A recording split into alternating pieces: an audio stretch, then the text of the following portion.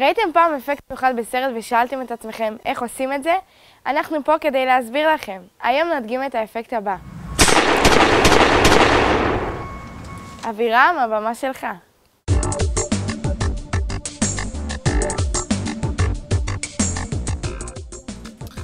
טוב, אז ככה, חותכים את הפנימית ממש עד שנגיע לוונטיל. אנחנו צריכים בעצם רק את הוונטיל עצמו, ואחרי זה נכנס לבקבוק. אוקיי, שלב שני, אנחנו צריכים לעשות חור בבקבוק. אני אוהב לעשות את זה עם מלחם, כי בעצם הוא יוצא הכי סימטרי, הכי טוב בעצם, לא יברח ממנו אוויר, הכי טוב. אפשר קצת לשחק, להרחיב אותו.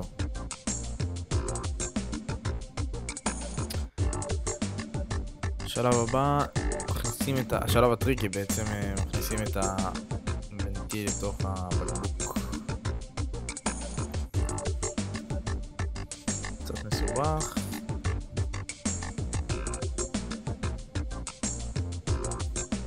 להגיע למצב כזה ואז מושכים אותו.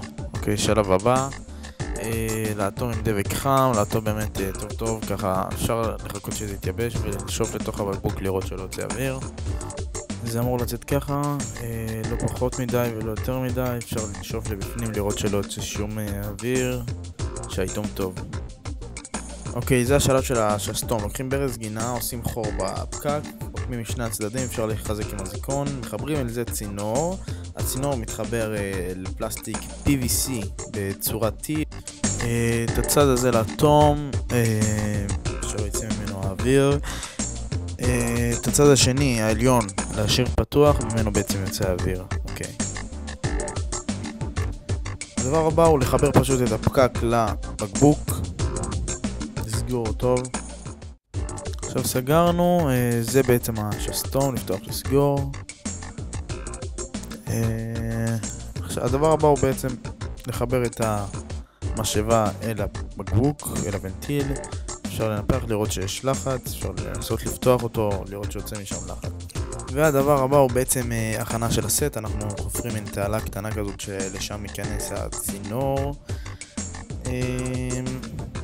אוקיי, עכשיו אנחנו בעצם מכניסים את הצינור, מתחילים לסגור מעליו, ככה טוב שלא יברח, שלא יזוז. עכשיו אנחנו הולכים לאטום את החלק העליון של הצינור, שבעצם נשים טיפה חול מעליו, שיעוף החול יהיה אפקט יותר יפה, וחשוב לעשות אחרינו את הרקע, שלא ייראה כאילו עבדנו שם. עכשיו מנפחים את הבקבוק בעזרת המשאבה, יוצרים שם לחץ, פותחים ווואלה. אחרי שעשינו את זה כבר פעם אחת, מומלץ ורצוי לעשות ולנסות את זה כמה פעמים עד שזה נראה לטעמכם, עד שהאפקט יוצא יפה, מספיק טוב.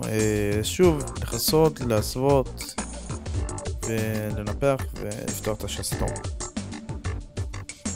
זהו, הגענו לשלב של העריכה, אנחנו נענה לזה מדריך בנפרד, נפרט בו על כל דבר, על כל דרך, כל צעד, וזהו, תהנו.